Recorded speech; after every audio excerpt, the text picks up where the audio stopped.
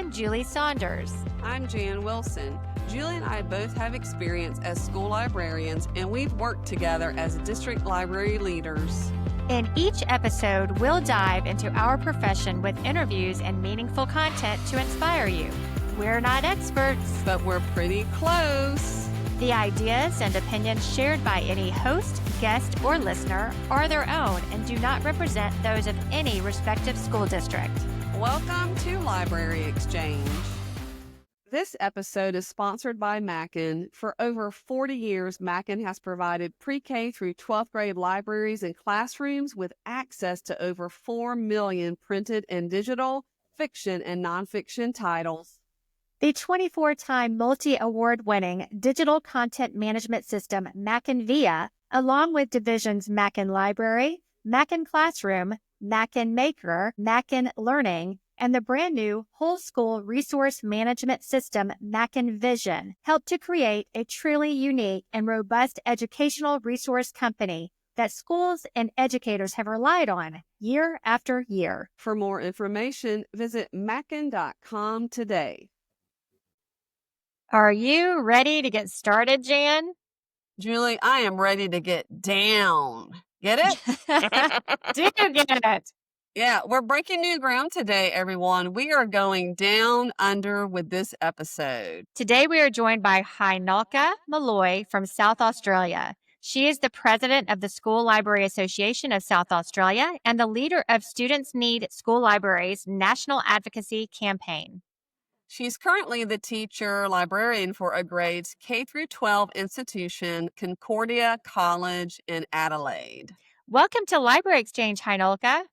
Good morning, or good evening in your case. Thank you. So as we get started, tell us about the number of schools in South Australia and enrollment. Okay, so in South Australia, there are over 780 schools, and the vast majority are public schools that are government schools. It also includes Catholic schools, independent schools, and Lutheran schools. And what about the enrollment at Concordia? So Concordia has 3 campuses. There are 2 primary school campuses and the secondary school campus. At the secondary school, we have somewhere between 850 and 900 students, so that's grades 7 through to 12. And in total, I think we have around 1,400 students. Okay, thank you for that. Can you explain your role as the president of the School Library Association of South Australia? My role is to work with an amazing team of dedicated people who work in school libraries, and we focus on providing professional development and advocacy for school libraries. There are 2 main things that we focus on, and of course, having fun. Well, it's such an important support role. I'm sure they really appreciate your work with that. So you commissioned the Australian Council for Educational Research to complete a census in 2019 and in 2024 about school libraries. Can we talk about that? Yes. So in 2011, there was a national inquiry, government inquiry into the state of school libraries and school library staffing in Australia. And one of the recommendations from that, one of the things that came very apparent is that people didn't know how many qualified teacher librarians there were or what the levels of qualifications there were, or who was working in school libraries. There was no formal data around school library staffing in Australia. So as SLASA, we decided to commission ASA to undertake that research for us and find out as much as they could about what's happening in school libraries, who's employed, levels of qualifications, but also how the role's used, the impact it has on teaching of information literacy and encouraging that love of reading, looking at the quantity of resources that they have available, types of resources, all sorts of things. Okay, so you said SLASA, so that's just an acronym for the School Library Association of South Australia. Yeah. I'm a little slow. Okay, gotcha. And I do want to talk about those results of that census, but what are the qualifications, or what do you have to have schooling for to be considered a librarian in South Australia? To be a librarian, you need a degree in something along the lines of library and information management. So university, either undergraduate. Here in South Australia, there's a master's program that's offered. To be a teacher librarian, you need to have a teaching qualification and a librarianship qualification, both at a university level. So for many people, they start as a teacher and have their teaching qualification and then go on to do the Master of Teacher Librarianship or the Master of Librarianship. And that's how you become a teacher librarian. So, from the census surveys that were conducted in 2019 and 2024, can you just give us a little bit more details about those results? Sure. So, firstly, it's worth noting that every state in Australia is different. These results are just about South Australia. In 2019, we found that 23% of schools had a dual qualified teacher librarian. By 2024, that dropped to having only 15% of dual qualified teacher librarians. Oh, The wow. vast, yeah, the vast majority of those were employed at a fraction of time well below recommended levels, so they weren't able to do their job as well as you would like with less time. We also found that only 18% of schools had somebody with some level of library qualification, so a college equivalent certificate, or in as library assistants or library technicians, and some as university level qualified librarians. I know as a result of this, you looked at factors that came up through the research, and you've mentioned before that's just kind of a lack of knowledge of the role. So, if you could talk a little bit about that and maybe advice for school librarians internationally, this seems to be common. Yep. So I've started doing some research, and a lot of the information I've come has actually come out of the US into what are the factors that are impacting on this. Obviously, ever tightening budgets are one of those, and our principals are having to make very difficult decisions about which specialist programs and which specialist teachers that you do and don't have in schools. And one of the factors that keeps coming up is that there's an assumption that the role is now obsolete. You know, you don't need books anymore. You can get everything online, so we don't need librarians anymore. It's a lack of understanding of the nature of the role, particularly around teaching those information literacy and media literacy skills. So helping our students to determine what is good information, what is misinformation, what is disinformation, and how to ethically use information. So being mindful of intellectual property laws and requirements. I understand that these factors, these really are international factors. So when you're talking about tightening of budgets, you're assuming that the role is obsolete. I think that anybody internationally can relate to those types of assumptions that people make Mhm. about the role. But you've done some things to advocate and help others advocate for their role. Can you tell us a little bit about that? Some things that you would recommend, some tips, any advice you could give to librarians worldwide on how to overcome some of these barriers? Yeah, so one of the main tips and tricks that I've used successfully over time is getting to know your supervisor, line managers, your principal, whoever's responsible for making those decisions, and organizing a meeting with them quite early and using your job and person specifications. And if you don't have a role outline or something that says, this is your role, this is what you're expected to do, to find one provided by your local or national association that outlines what's ideal, what's ideal for that you should be doing in your role, and talk to that, teach them, give them a copy of that document and address the key points in there and talk about what you're doing well, how you do it, and most importantly, focus on how this impacts on students, how it impacts on student learning, how it impacts on student wellbeing, and how it impacts on supporting teachers and reducing their workload as well. But also consider the areas of growth. So what are the things that perhaps are not working well for you? What are the challenges that you're having? And how you can work with leadership to overcome them. So what professional training and development you might need, or what are the blockers to the ideal situation, and how you can work together to overcome those blockers. In a previous conversation, you spoke about librarians sending samples of student work to their administrator or evaluator.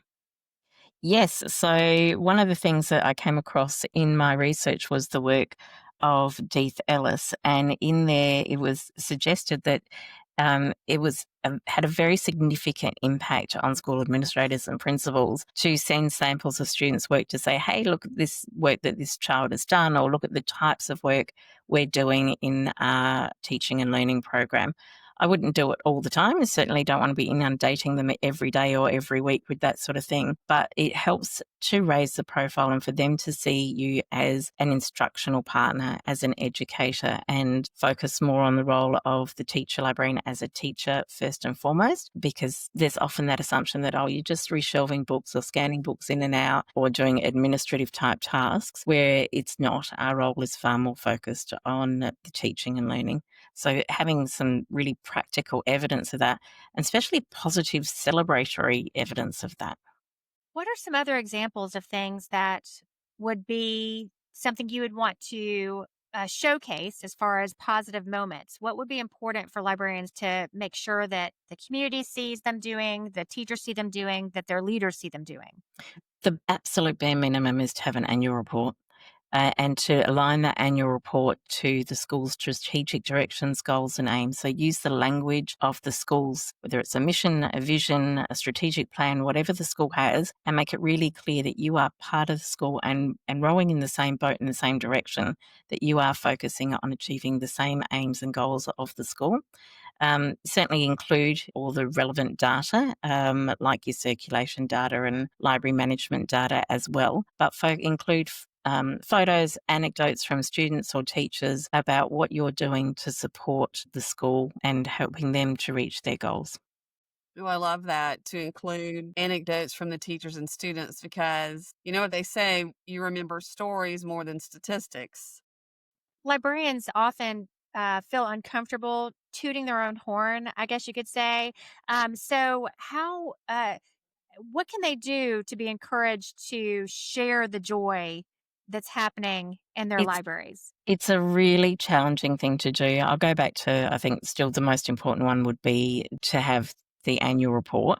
But alongside of that, simple things like a regular spot in the newsletter that shares upcoming events. So you're not necessarily tooting your own horn, but you're sharing upcoming events, activities, maybe a little excerpt from professional reading to talk about the value and importance of um, encouraging students to read for pleasure, or the importance of being aware of misinformation and disinformation. So sort of providing those little tidbits of information to parents in the broader school community sort of shares your knowledge, but without specifically doing the, hey, look at me, this is what I'm doing kind of thing. Our school has regular school tours. So when we have a group of parents come around, I take a few moments to explain what my role is and how the sorts of work I do with students and how that impacts on student learning, and hand out parent brochures that explain what a good school library should have, because they're at that point where they're making a decision about what school to choose for their child. So I make sure that they consider whether or not that school has a teacher librarian and the importance of that for their child's learning. So that's more of a broader advocacy role. And highlighting the importance of school libraries. I think one of the things too that you'd mentioned is something I feel that often modern librarians overlook, and that's sharing professional literature, not just the things they're seeing on social media with all the bells and whistles that make the library cute and fun, but the actual stuff that brings value to your library. Do you have any comments about the importance of sharing professional literature with the people that are around you? Absolutely. So we're very lucky here in Australia. We have some exceptional researchers, particularly Dr. Margaret Merger, Dr. Kay O'Doney, Dr. Casey Garrison, who are working very heavily in this space, and they're just a few. There are plenty of others. And of course, there's lots of amazing researchers in the US, like Dr. Keith Curry Lance and Dee Thellis and Deb Cashel and um, Shannon McClintock. Miller. Uh, Miller, sorry, yes, I am mentioned by Shannon McClinton. We're sorry, Shannon. Um, and Gwyneth Jones, who produced lots of exceptional content, and Joyce Valenza, of course. Keeping up with your own professional readings, and keeping on top of the information yourself, but occasionally sharing that. So when you come across something that's just spot on and says it exactly as you want to, sharing that on occasion. There was one written fairly recently by Dr. Margaret Merger on digital health literacy. I forwarded that to the PE and health department at our school, a group that we don't often connect with because we don't think of physical education as a space. But this was about misinformation and disinformation in health. So sharing that with them and saying, look, I'd really like to work with you in that space and talk about how we can get our kids to critically analyse the sort of information that they're accessing through their social media. And it fit perfectly with some of the subjects that they were undertaking. So it just helps raise your professional profile, but it also helps educate and inform other teachers around the school about how you can work with them to support student learning. I do. Sorry, Jan, if you have a question, I'm going to jump ahead. So, another thing that I think you've mentioned is some type of parent brochure. Yes. And I love this idea because it's a great way to educate the community and the people that you serve on what they should expect from an Mm. excellent library. Yes. So Students Need School Libraries campaign a number of years ago developed a parent brochure that we print out and hand out at special events and festivals and so forth. The School Libraries Association of South Australia adapted that, updated it and developed it. So we have our own little version that I give out at school tours and we give out locally in South Australia. It's got a checkbox on the back. That's sort of a checklist for parents. And when I hand it to parents, I say, turn it over, read through that checklist and ask, does your child's school library meet all these criteria? So, what are a few items on that checklist? Yeah. So staffed by qualified teacher librarian and other qualified staff to assist students with their learning needs, because the ideal is to have the teacher librarian and your support staff who do as much of the admin as they can so that you can actually teach. Supporting students to develop research skills that enhance learning across the curriculum. Carefully curated collection to support students with diverse backgrounds, needs and abilities. Equipped with a wide range of print and electronic resources. A place of rich collaboration between classroom teachers and teacher librarians. Running evidence-supported programs that encourage students to read for pleasure to improve literacy. Accessible for all students before, during and after school. A sanctuary for students enabling private study, independent reading and a variety of other engaging activities, visibly supported by school leadership, which my school absolutely ticks all of those boxes. Oh, nice. Great, great. We all know that we're in a support role when you're a librarian in a school, and customer service is one of those skills that is super important. What is your take on good customer service skills from the role of the librarian? This is something I am deeply passionate about. I think it's because I grew up in a household where my dad ran his own business. So we were taught how to talk to the customers when they rang the house when I was very little, and then had the supermarket job as a high schooler. So I always think of our role very much as a customer service role. One of the things that comes up in the research over and over again is the interpersonal school skills of school library staff. And many teachers and principals have been burnt by library dragons, those people that are there to protect and guard the books and keep a silent, orderly place, have forgotten that their role is actually to support and serve students and teachers. So I always think of the students very much as, and our teachers as our customers. We're there to help grow readers. We're there to help nurture that engagement with reading for pleasure. We're there to help with their teaching and learning. We're there to help them find quality sources, quality and credible sources of information, and to develop the skills to discern what is quality and credible sources. And we're there to help reduce the workload of teachers. So to help curate sources of information, support them with collaborative planning, support them with collaborative teaching and assessment of research skills. I couldn't agree with you more. I mean, because if you build the trust of your teaching staff, the other things can happen. But I just, I agree with you, like with two words, be nice. Be Yes, nice. be kind. So, one of the other things that's really, really hard, especially when you're the only person in a busy library in a busy role, is to actually get out of the library Yeah. and build those interpersonal connections and make sure that you're part of the broader school community. So, getting out into the staff room and just sitting with people and having a chat, Mhm. not necessarily about curriculum, but how was your weekend?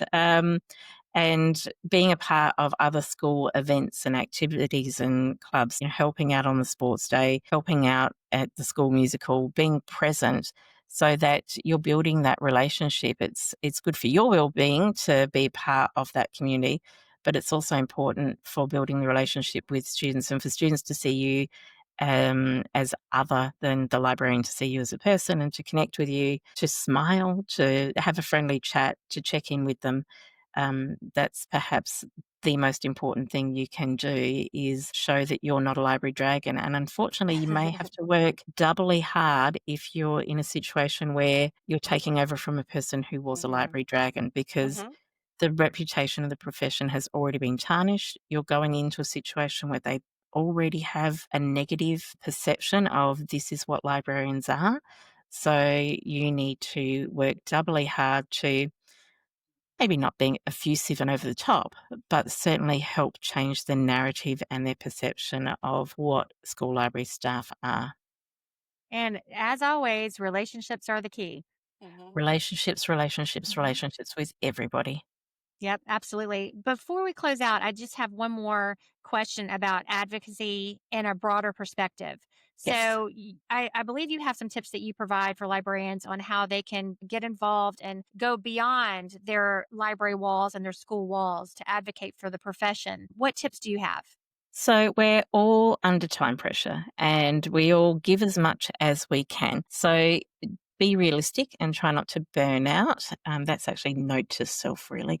Um, but sometimes it's just, see, if you see a really good post on whatever social media platform you're on, just sharing that, because people sharing it to the broader community, even if you go, oh, nobody on my platform is a teacher librarian or nobody's a teacher. Great. Educate the general public about the importance of school libraries and teacher librarians, because they actually just don't know. They don't know. And it's not through ill intention. It's just that they're not aware of what school libraries do and what teacher librarians do. So broadening people's knowledge and understanding, that's probably the easiest level. From there on, joining your local advocacy group and helping and offering to help. That could be helping to create social media content. That could be writing letters to local politicians. It could be writing a letter for a teaching magazine or a professional journal outlining whatever, preferably positive things. Share the joy, share the positivity of the great things that happen through school libraries. So, speaking of joy and positivity, we've enjoyed talking with you today. And can you remind everyone how people can follow or contact you on social media? Sure. I am on LinkedIn as Hajnalka Malloy, also on Facebook, and connect with the Students Need School Libraries campaign. We try to keep it fairly general. It is mostly specific to Australia, but we do repost and share information that is current and relevant internationally as well. Great. Thank you so much. Terrific. Thank you. So, Julie, before we start the recap, I think you need to acknowledge there was no mention of Keith Urban from me during the entire interview. Oh, We did a pre-interview and we tested her equipment. I never mentioned you him. showed such restraint. Thank you. Amazing. I am learning to listen during this podcast experience. But anyhow, we've exchanged ideas. It's time for the recap. And I'm going to get started, Julie, because I'm a little fired up. Hajnalka speaks so calmly and confidently, but she has me fired up thinking about our profession, because I'm not sure how I feel hearing that South Australia is just like other parts of the world, including the United States, where the importance of librarians and our role is questioned. And I hate to use this word, but it's diminished so that we can just stick anyone in the library. They can do the job and they can even do it part-time. Yeah, I agree completely. Hanaka did a great job of summarizing the decline in the number of dual qualified teacher librarians in her region. She's working really hard to change that decline through advocating. So I appreciated all of her tips and tricks for our listeners, reminding all of us that we should be aligning our work with district, state, and national standards for libraries, and making sure that the decision makers at your school and district understand that librarians have standards to meet. Right. So, a few notes. I wrote down from her were start by joining your state's library association and even go bigger with national organizations besides networking. These organizations advocate for our profession, and there are people who speak up on our behalf. And then submit an article pitch to School Library Journal or another professional journal. Share about your program, because when people hear the word school librarian, they think about books, and we really want them to think about information literacy, media literacy. Like, I can't wait for the day when someone says, oh, you're the person who's teaching students to be successful consumers of information. Yes. Well, I think also making sure that you're focusing locally as well. So, in addition to educating our leaders, it's helpful to showcase student work and student impact and showing evidence of that instructional role to staff members and leaders in your school. It's crucial to change the perception of the traditional library role. So, one thing I realized from the tips that Hajnalka shared was being consistent and regularly sharing library program success. The consistent sharing of success really can change those perceptions of the importance of libraries in our community. Yes, I know that many librarians don't like to toot their own horn, but we have to. And whenever I had a new evaluator or a principal, I would go to them and say, how do you like for me to communicate with you? You know, some of them wanted a text message for me to text them when something was happening in the library, and one wanted me to send like a week in advance. We all have to kind of grow in this area because marketing doesn't always come natural. But if we always go back to what she also mentioned is speak to the fact that you're impacting student learning. Absolutely. I wanted to highlight also her commitment to advocacy with her parents using the parent brochure with students and staff members through other school activities that she would be involved in, and in the larger community, as you mentioned, with involvement in the library organizations at the state, national level. All are actual examples of the importance of building relationships. Really, all of it's about building relationships so that you can communicate appropriately about what's happening in your library. She used the statement to do things to raise your profile. And one thing that I would also like to mention is admitting to your administrator, hey, I would like to grow more in this area. Or admitting integrating AI into my lessons is a challenge. So I have a plan for attending this conference, or I would like to go shadow this librarian. Show that you're investing in those skills. And like she said, that raises your profile with your administrator. So, Julie, I read some of the articles she mentioned by Margaret Murga. It's called TikTok and Digital Health Literacy.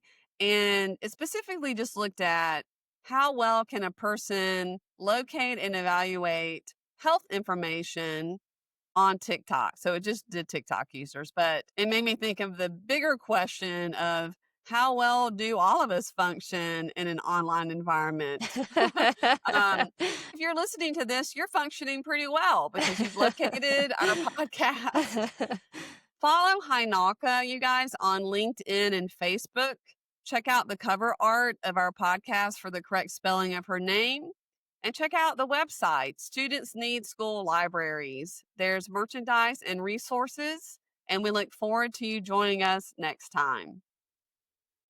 Make sure to visit our website at www.libraryexchangepodcast.com. You'll find episode notes and links. You can even submit your questions or inspiring stories that may be featured on the podcast. If you're looking for some swag for your library or book-loving friends, visit libraryexchange.etsy.com. That's a lot of URLs, so I'm glad you had to say all of that, Julie. Thanks for joining us. We can't wait to have you back for our next episode of Library Exchange.